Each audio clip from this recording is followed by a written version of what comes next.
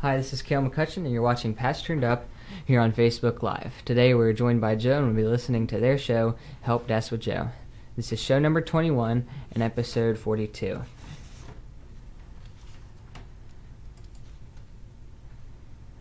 This is Cale McCutcheon with the Patch Turned Up studio here in Spencer, West Virginia.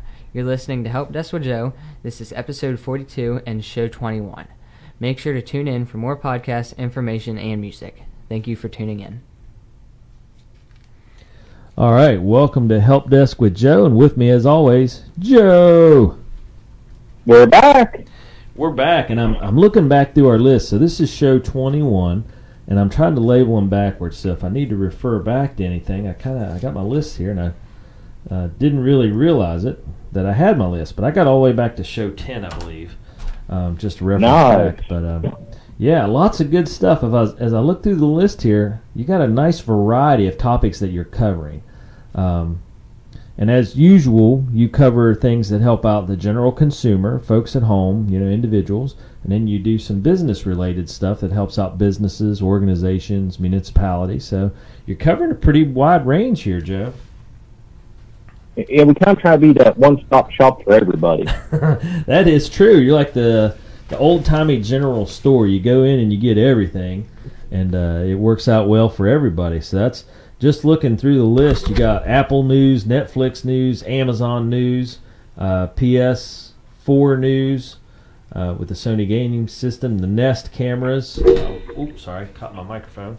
The wearable watch apps, Uber, iOS updates, how to get bill assistance during the middle of the COVID, Sam's Club, Google Play, another Amazon but a different aspect, and iFixit and UB Tech, YouTube, Twitter. I mean, you got a whole host of topics you've covered so far, so if people aren't listening to this show, they're crazy. Yeah, literally almost not a square of the internet that we don't touch. Well, one subject we haven't touched is the dark web, and that's a whole other mess for a whole other day that I try to stay away from at all costs. that might take just a single show by itself, because even when you say dark web, I don't even understand what that means. So I think maybe one day you can dedicate a whole show to just what it is and what to watch out for, or how to access it, or I don't know. I don't even know enough to think about what you might cover. So that's a definite show on you, buddy. Well, here's just a quick summary of it. It's basically the black market of the internet. Right. I don't own any Bitcoin, so I'm out and out. But, I don't either, so we're in the dark together. But I did see how you can make your own Bitcoin. It's fairly cheap to do. Doesn't mean it's worth anything, but you can make one. So, Cale, do you know what Bitcoin is? It's like a cryptocurrency. You know any more than that, or? I know they have... Time out. Do you have your own already? Am I No. talking to... Okay. I was going to say, you might have already snuck in and have a Cale coin. Okay, now I'm going to ask Kel this. Kel, do you know what cryptocurrency means? No, but I know that they have some apps that you can, mine it, and you just click a button and it runs for 24 hours, and then you make so much per day. And then the next day you come back and do the same thing, and it just automatically runs for you. That's Go ahead, Joe. Sorry. No, go ahead. Well, I was going to say, it seems weird to say that you're mining cryptocurrency. I don't understand that concept. But okay, maybe you can explain it, Joe. Yeah. So what cryptocurrency is, it's a non-regulated form of currency. Right. And the way to obtain it is this company has these servers that run constantly creating up these mathematical algorithms. So how you mine these cryptocurrencies is you have to take a computer or several computers and whatever and sit there and have these computers run constantly trying to solve these mathematical equations. And then, these are really complex stuff that requires a lot of horsepower. And when I say complex, you don't just turn it on and within an hour, hey, I have 2 Bitcoin. It's it could take days, weeks, months, even years to try to get anything of real value if you get late to the ball game. And what they do is they regulate, saying, okay, we're only releasing quote unquote 1,000 Bitcoins. But when you mine, you don't find, you may not find an entire crypto coin. You may get a quarter of a crypto coin. You may get an eighth of a crypto coin. So so out of that 1,000 coins, you may not actually find one whole quote unquote coin. Oh, wow. Yeah, and that's where it gets really crazy. And then with that, since it's an unregulated market, the value of that crypto coin literally may be worth $10,000 today, and then somebody may sneeze overseas somewhere, and then it plummets down to $10. Yeah, and that's the article I read. It talked about the guy created his own crypto coin, but it wasn't worth anything because it didn't have any value attached to it the way you would, say, actual cash. So that's the thing. He said it had to be worth something to someone else, or someone had to put an equivalent amount of cash in somewhere, like a credit card number or something like that, and attach to it and say, okay, I'm going to give you 20 crypto coins, and you in turn turn them into this, and you'll get X amount of cash back, $20 back in real world. Yeah, I mean, so it was a whole fiasco of trying to add value to it. Yeah, it's like an extreme play on the stock market. Yeah. For the stock market, you have some safe bets and unsafe bets. So this is just kind of like the Wild Wild West. It's just wide open and hold on, let's see what we can make out of it. And where Bitcoin was like the big one that really brought this to the forefront, and Bitcoin came on so strong, like there was companies actually renting buildings and just stockpiling them with servers to just sit there and run constantly to try to mine crypto coin, to the point where there was a lot of cities and municipalities across the country that was saying, look, if you're bringing a Bitcoin business to our community, we don't want you. Wow. It's such a strain, and what it is, it's such a strain on the power grid of all of a sudden this surge of, all these servers and equipment just running constantly at high speed. Yeah, hogging all the bandwidth and everything else. Yeah, the internet bandwidth, the electricity, just such a strain of resources. They said, we don't want you here. Yeah. You're providing no benefit to our community. That's an interesting take, because there's a lot of businesses like that that are a strain on communities, and then now when you add that one in, that's interesting. So that's a whole topic then. Okay, I'll tell you what. At some point when you feel like it, let's plan a show just on Bitcoin, cryptocurrency, dark web. We'll go that route. We'll go to the dark side, Joe. Okay, dark side of the podcast. I like it. Yeah. All right, well, now that I've drug us way off topic, which I'm really good at, I understand I have a gift for certain things, and I'm pretty sure that is one of them, for sure. But if Cena was here, she'd be smacking me in the back of the head and saying, stop it, get back on topic, boys. But so I'll save her the trouble, and we'll just get back on topic. So, all right, your first topic of the day, let's talk a little bit about Zoom and what's in the news with Zoom. And I'm sure everybody's familiar with Zoom, the way to do teleconferencing online, and it's popular now due to COVID-19, but give us an update on Zoom. Okay, so this is actually a follow-up story we did a couple of weeks ago where we covered and said Zoom is only going to offer end-to-end encryption to the paid users. Well, Zoom has actually backtracked on this and said they're actually going to start bringing that same security to free users after much criticism that only the paying customers was the only ones going to benefit from the additional security features. Wow. So that was show 18. So if you want to backtrack 3 weeks ago, show 18, we talked about Zoom. And see, my handy-dandy notes are already working out, Joe. So, and you're right. You just covered that. As you said, free users did not get the password. People that were members and paid for the usage of the program got a password. So now they backtracked and free gets a password. Interesting. Any idea why?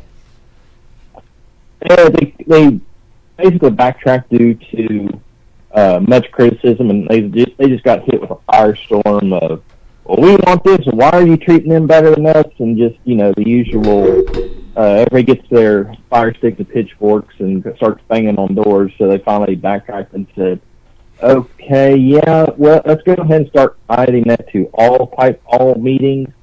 And man, if they do that, though, aren't they shorting themselves, because now people won't pay for the service if they get everything they want for free?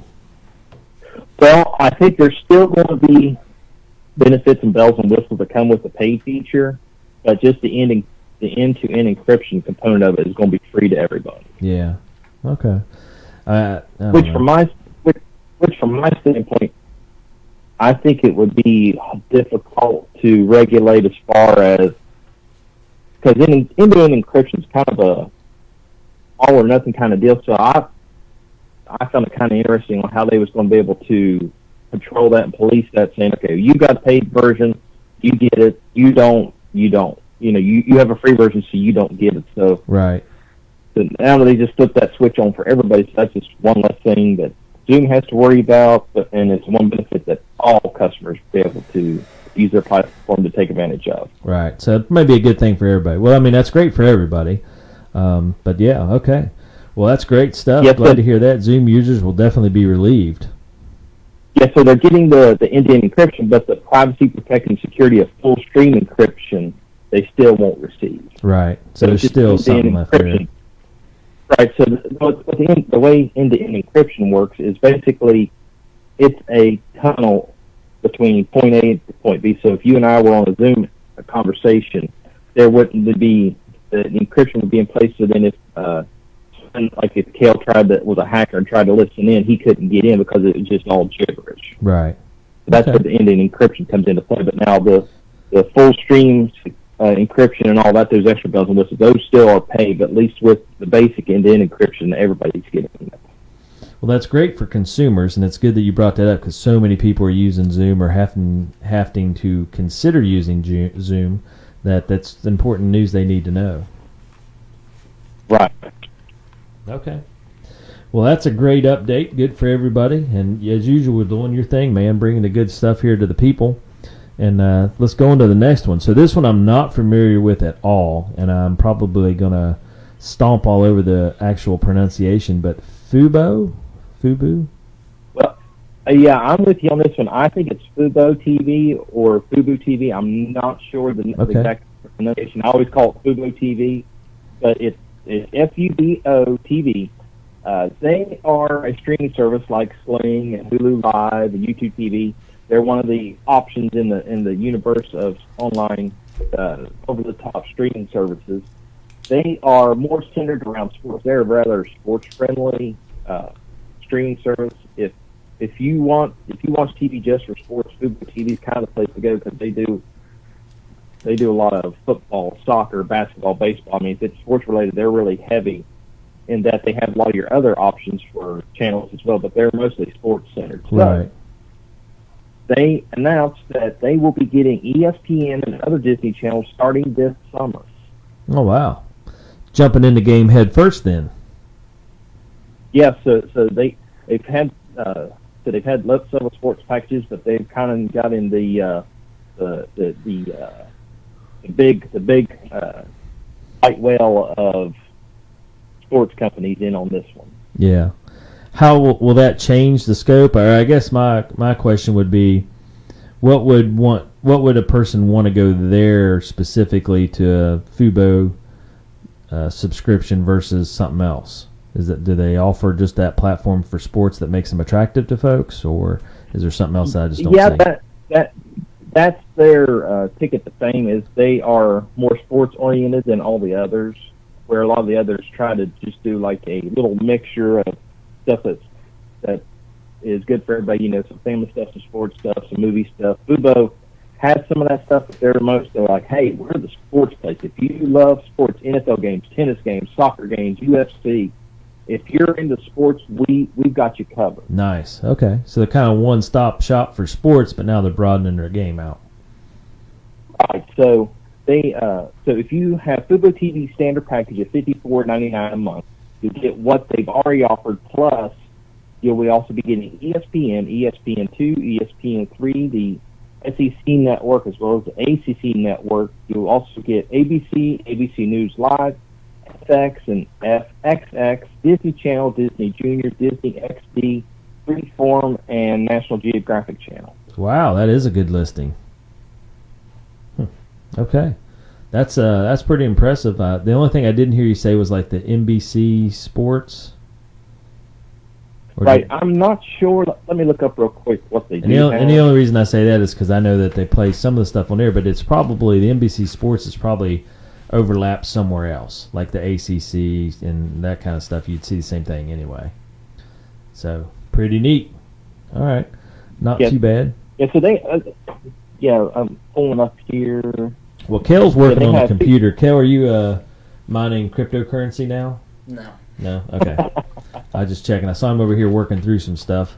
I was like, by golly, he's. Or did you create your own cryptocurrency now? No? Okay, still no. All right, just checking on him. So already they offer Fox Sports 1, NBC Sports, the NFL Network. Okay, the NBC Sports, here, yeah, and we can actually get some of your local channels, like our local CBS and NBC affiliates. Oh, wow. On there as well. And they have a lot of the Big Ten Network and a lot of other channels as well. You're right, man. They're covering all kinds of sports, so that's good. So if you're interested in sports, Fubo TV is for you, by golly, and then you can broaden it out a little bit with their other additional channels. So that's pretty good stuff. I'm not a big enough sports fan for that to interest me, but I know there are a bunch out there. Go Ears. That's all I'm gonna say. Woohoo! And go Marshall. There you go. I covered all my bases in one little deal there. There, you made everybody in West Virginia happy. Yeah, and I'll throw in there go Wesleyan, go Glenville, go UC. So we can cover all our bases. By golly, go West Virginia University State. So all right, Fairmont. Don't forget Fairmont, Concord. All right. Anyway, enough of my ramblings. So okay, on to the third one, and that's a little bit of news about Fandango. So give us an update there, Joe.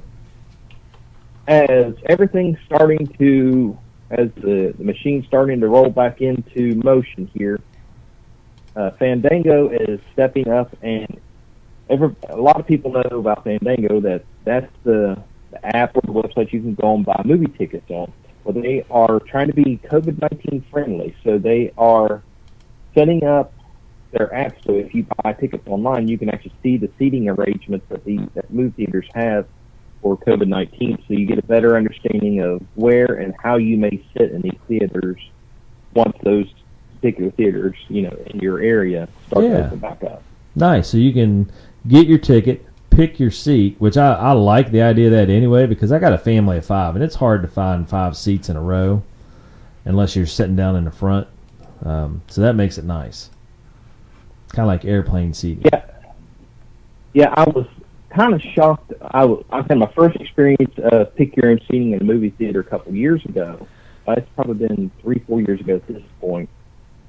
Growing up in Spencer, you always went to the rugby. You bought your ticket. You just found the first available spot, and you sit down and watch the movie and walked out. Yeah. So we was on vacation in North Carolina a few years ago, and my uncle and I went to go see the latest Spider-Man movie. Oh yeah. And I went to the ticket booth and bought 2 tickets, and the lady goes, "Which seats would you like?"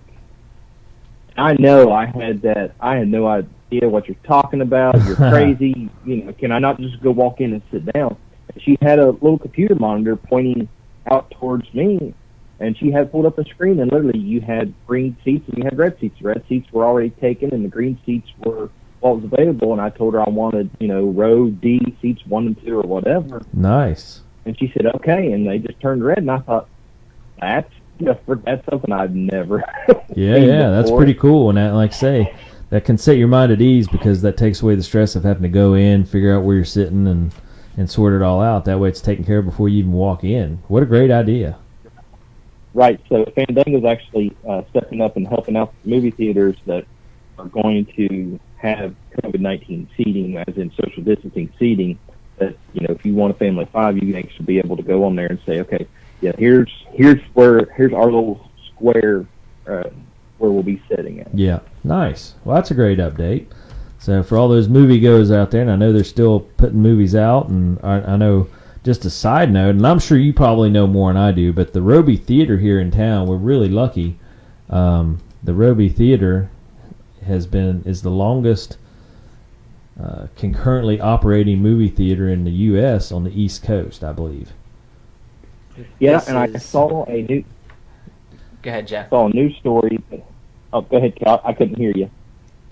So I was looking on the Fandango website, and they have like certain theaters already have like what they're going to do and like guidelines of how you have to go through their theater and how to do the concession stand, yeah, cash exchange. Yeah, they got a whole list of COVID-19 protocol that they're following now, and it's all online. So yeah, if you're going to a movie, go in and look, and it walks you through how everything works out. Is it located, or does it show you like by location, or is this just in general?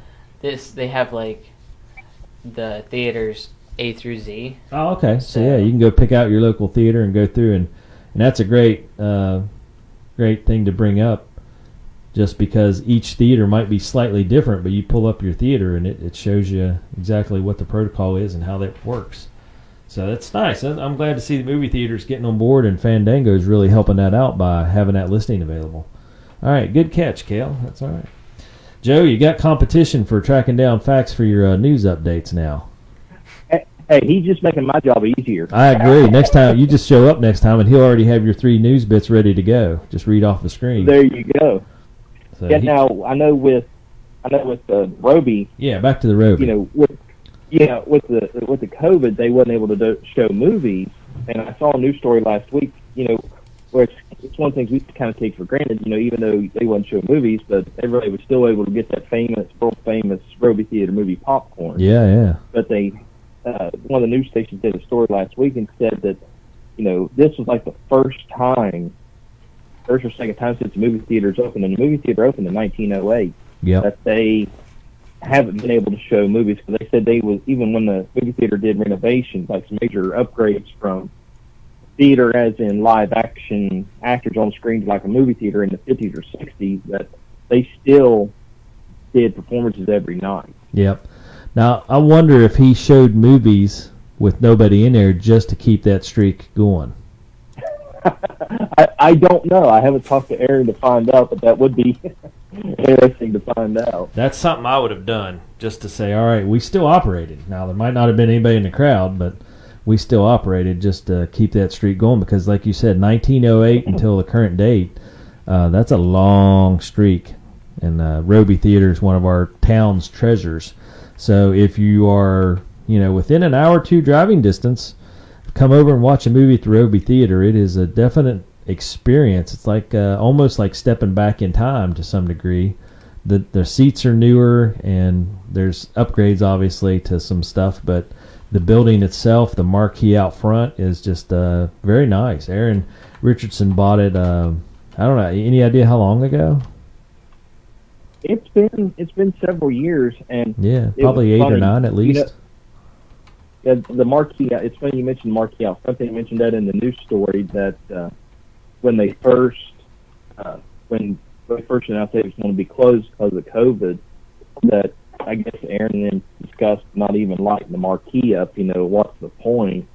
Because they're closed, and I guess there was such an uproar and people in town saying, "Hey, the Roby marquee, watching that thing glow every night, that's a staple in our town." So everybody was kind of jumping on the Aaron about it.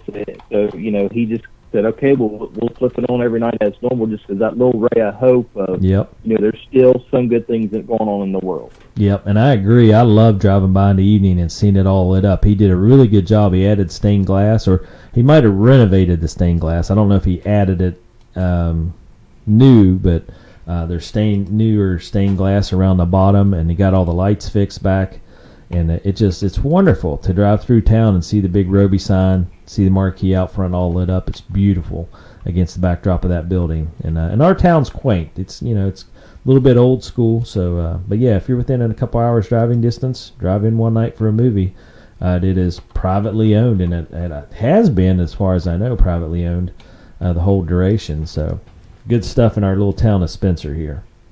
All right, well, moving on.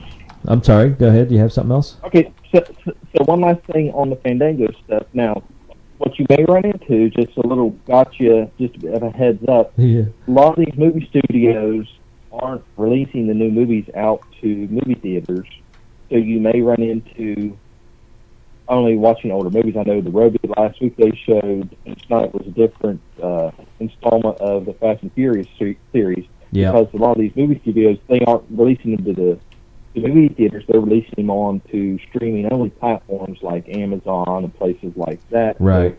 So, if you're ready to go out and see a movie, don't be surprised if you don't see the latest movie on the marquee. It may be something you may have already seen, but Right. if you just want to get out of the house to go see a movie, by all means, Fandango has you taken care of. Nice. That's a great point. Now, I agree. When we drove by last week and saw it was an older movie. I can't remember what it was, but that was peculiar, and so I looked at it twice to make sure I was reading it right, because they still put up the manual letters, one letter at a time on the marquee. So pretty neat stuff. And he didn't have a poster in the poster window. So, okay, all right, good stuff. Well, on to my favorite part, the tip of the week. And Joe, you've been doing a great job with these tips of the week. And I really love this aspect of it, so I'm ready for the surprise, because you never tell me what it is until now. So drop the bomb. Here we go. Okay, so this week's topic is new ways to quickly call 911 from your cell phone in case of an emergency. All right. That is always a good topic, taking care of our citizens. That's one of the things you do a great job of, is helping out people stay safe. And now you're going to add to that list of new ways to call 911. I'm curious about this, because 911 is pretty quick anyway. So lay it on me. How's it getting better? So, with your smartphones, everybody's used to, hitting your phone button and typing in your number, going through your contact list.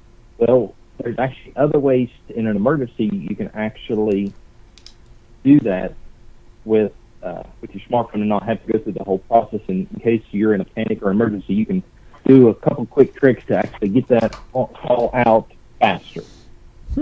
Okay. So on an iPhone, you can actually, I think, look it up here. I think if you hit your power button 3 times, it actually activates like an emergency button. Goes into emergency protocol? Yeah. Okay. Wow. Power button 3 times on an Apple phone puts it into emergency protocol. That's a neat feature. Yep. So if you push the power button 5 times, the emergency SOS slider will appear. And what you do, it'll pop up and say, it'll start counting down. It'll give you a 5-second countdown. Right. So if you don't disarm it within 5 seconds or, disarm it, it will actually automatically start calling 911 for you.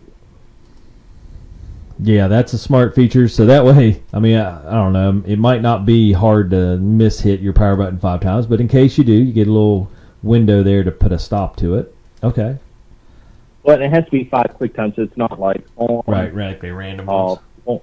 Yes. So you have to hit it pretty quick. So in that situation, I like that, where instead of having to say, hold on just a second, then hit the home button, hit the phone button, you actually just hit your power button 5 times, and boom, it'll start dialing for you. Yeah, I like that. Now, I have a Samsung, but sometimes if, like, I'm doing soccer practice or exercising, my hands are sweaty, it won't let me swipe as quickly, and I have to try to dry my fingers off. So, yeah, just hitting the power button would be an easy solution. Do you have? I assume you have one for Samsung or Android users.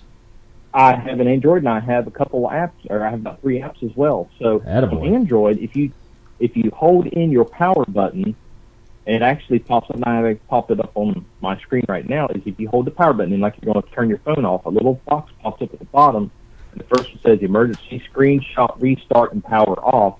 You can actually hit that emergency button, and it'll give you 5 options: flashlight, emergency, share my location, or phone and internet. Oh, it does. Okay, I see that. Huh. Nice. All right. And I have my emergency mode turned off. I wonder if I should turn it on. It may not hurt, because you can actually... Okay. Now, like on mine, I have my emergency information, and what's nice is you can, on here, I have my emergency contacts who I want them to contact in an emergency, and of course, it also had 911, and then you can actually customize the app if you have allergies or pre-existing health conditions. You can actually put all that stuff in there, so then if you, let's say, are in a car accident or are unconscious, someone could grab your phone, go in those emergency settings, and view all that information. Yeah, it won't let me adjust mine while I'm on a call because you were going through my phone to talk to you today.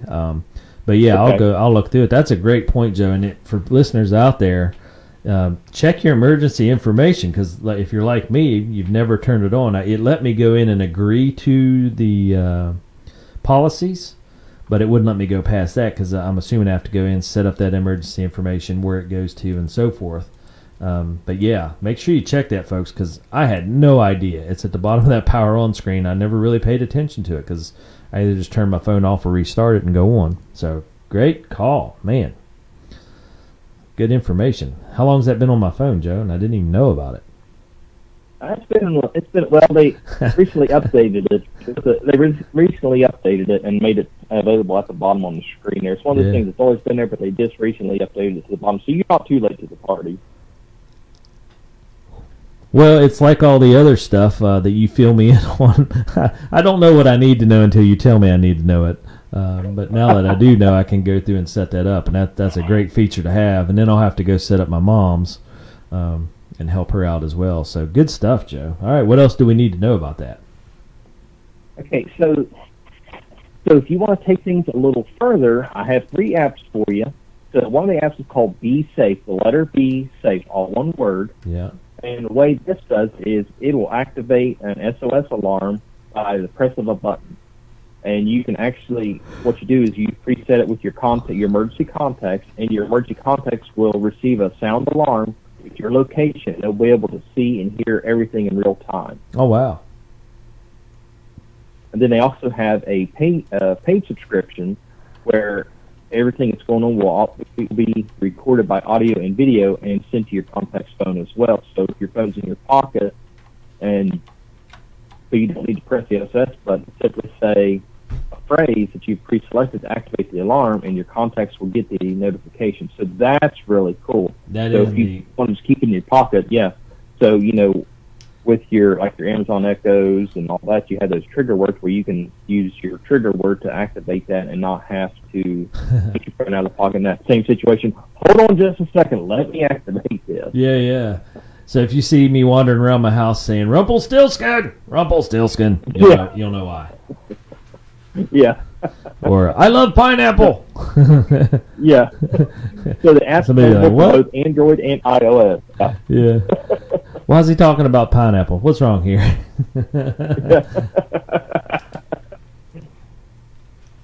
So the next app is called KiteString, and it's a SMS text message-based service that will check in on you. For example, KiteString, you let KiteString know when you're heading out for a late-night walk or you're heading to a meeting, and this is actually works out better for this is for people that use the online dating apps. Yeah. It's a great thing, too, because it's one of those you just never know. And also be good for if you do anything online, like a Facebook Marketplace or whatever, you're meeting people that you don't know. Meeting with someone, that you don't know exactly. Yeah, that's a great feature. That's a good call. Yes, what you do is you pre-schedule it, and then KiteString will actually send you a text message at the time you indicate beforehand. And if you don't respond, it automatically sends a text message to your emergency contact with a personalized message to let them know, hey, they said they was going here at this time. We've not heard anything. Yeah. Here's where they're supposed to be. You may want to go check on them. Boy, that is so smart. That's a good deal. All right. Well, it's great to see that these tech companies are coming up with solutions because our technology is advancing so fast. Our social media is advancing so fast. I remember the days of the ad bulletins, and you'd cruise through the ad bulletins and, buy something. If you met somebody, you go to their house or whatever. But now it's kind of weird to do that. It seems weird to roll into someone's house. So, you pick a gas station or something to meet at or whatever, mall parking lot, doesn't matter. But as you get to those situations, that is super handy. So, good stuff. Yeah, absolutely. Just a little something small like that can help deter or prevent a situation from happening. Oh, yeah. Well, make you feel better all the way around, knowing that you have a backup plan in place in case it all does go sideways. But yeah, Joe, that's wonderful. Doing what you do, helping people out and putting safety into situations that the everyday consumer needs. So good stuff. So I have one more app for you. Yeah, I was going to say, that's a paid version and an unpaid version on that one. If you don't pay for it, you still get some of the services anyway, right? Right, absolutely. Okay. All right, sounds good. All right, so the next app, here we go. Okay, so the last app is called Noon Light. N as in Nancy, O-N as in Nancy Light, all one word. And this one's kind of interesting. This is one of those, you're in a situation that you feel uncomfortable in, but you don't think you're in that type of situation yet that warrants a call to 911. Okay.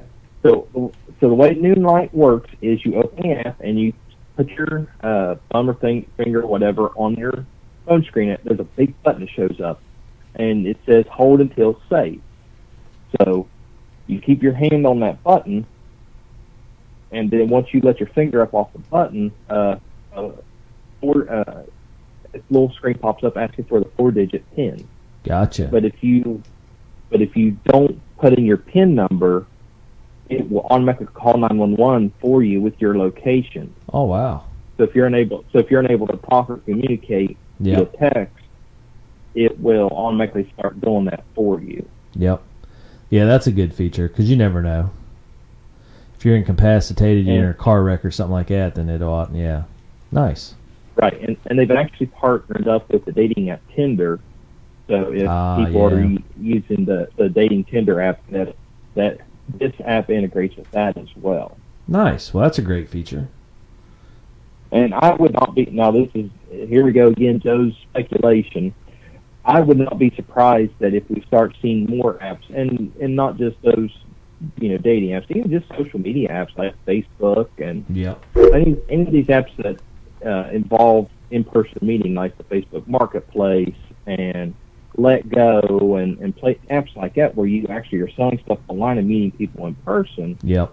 I would not be surprised to start seeing more and more of this, but just because it's kind of in the best interest of the company, the app's platform, to protect its customers. And if it's something simple like this that can help bring a little more safety and protection to the consumer, by all means, I don't see it being a bad thing if these companies stepping up and doing something similar to this. Yeah. Nice. Well, that's good stuff. And you're right, as situations change and as social media kind of curtails towards people meeting, whether it's dating sites or Facebook Marketplace or whatever the case may be, that's the platform now to meet people and to do those things and to sell and buy and so forth. You need to be secure. Now, we're here in West Virginia. We're in rural West Virginia. The odds of something going bad are pretty slim here for us. But, out in the world, it's not always as safe. So it's good to have those backup plans. Right. Cool. All right. What else you got? That's pretty much it for this week. Now, all the apps that I mentioned today are available on both Android and iOS, so be sure to check those out. And just a disclaimer, none of these apps pay for these spots. We're not sponsored by any of these apps. These are just great apps that I found doing a little research last night for this week's tip of the week. Yeah. And so for this week's show, you've covered Zoom and the changes they have there, the Fubo TV, the Fandango, and now your tip of the week involved emergency 911 type information for phones and apps and so forth. So, man, you've covered a broad spectrum there, Joe. If anybody has any questions or needs your help, whether it be in commercial or private services for computer technology type work, how they get a hold of you? You can give us a call at our office at 304-927-3588. Check out our website at amdigitaltechnologies.com or check us out on Facebook, Twitter, YouTube, at AM Digital Tech on all that. And be sure to subscribe to the podcast, Help Desk with Joe and Dave. Leave us a 5-star review on all that. We can be found on iTunes, Google Play, and anywhere else you find your great podcast. And be sure to subscribe to the Patch Turned Up Radio and podcasts on all that. You can listen to great music, and it's a family-oriented, family-friendly, family-safe radio station, so you don't have to worry about any of that bad stuff on some of the radios that you hear. It's all family-friendly music, and you can find all that. The app's available on both Android and iOS on that as well. Just look up Patch Turned Up. Nice. All right. Well, Joe, as always, helping out the community, and you do a lot of work regionally, statewide, multi-state, and then of course commercial work that way, and then also local work. So helping out the people, man, that's what it's about. And you do good stuff. And of course, A&M Digital Technology powers all our patch stuff. So good stuff all the way across the board. And we're talking a little bit about the local high school graduation and live streaming it, which you'll be a part of. So always helping out the community, Joe. That's good stuff. And we can't forget to mention Cena, the lady behind the scenes that does all the heavy lifting and keeps us on track. Yeah, that's a tough job. That's a tough job there. I know. I feel bad for her on some days just because I can see her in my mind saying, boys, get back on track. Come on now. You know better. But we've had a lot of years of shows here, so we know how that operation works. So, all right, well, good stuff. Well, Joe, I really appreciate another week of shows here. Show 21 for Help Desk with Joe, and always helping out our community and helping out folks around the area. So good stuff across the board. If you need any computer or technology help, get a hold of A&M Digital Technologies. Joe and Cena will fix you right up. And Kel, have you mined any cryptocurrency while you're sitting there? No, I have not. Still not. Okay, all right. Well, staying on task then. I like it. So we'll turn it over to Kel here, and he can walk us out. Joe, thank you so much. Thank you. This is Kale, and you've been listening to Help Desk with Joe with Patch Turned Up. Stay tuned in for more podcasts, music, news, and updates from our Patch students. Patch, community and children first. Okay, there is our... Did you turn off the live broadcast? No, I need that. Oh. Are you locked out? Ah! All right, he's locked out of our Facebook here account. Is it Gmail or Yahoo? I don't know. I'll have to come around and look at it. I can't remember. Never mind. Okay. Hold on, let me look. If he's locked out, he may not be broadcasting live. Yeah, that's a good point. You remember? I never turned it off, so I don't know. I'll have to come around and see. So, okay. Just wait. Well, Joe, we're going to end it here, and for Facebook live broadcast folks, we're going to see if we can't get logged back in and see what's happening. So whether we're live or not, I don't know. We'll sort it out. Joe, I appreciate it. I'll let you go, though, so you don't have to deal with it. And let me see. Okay, no, you guys are still live. We're still live? All right. Yeah. So making it interesting as always. Okay. Well, Joe, you have a great day. I appreciate your help, and we'll get this deal turned off, hopefully. All right, sounds good. Hey, when you get a second, I'll talk to you about those chickens. Okay, I have a couple questions about those chickens. We'll just talk off there. Okay, sounds good. Yeah, I'll call you back here when I get done. Okay, sounds good. All right, thanks, Joe. Thanks. Bye.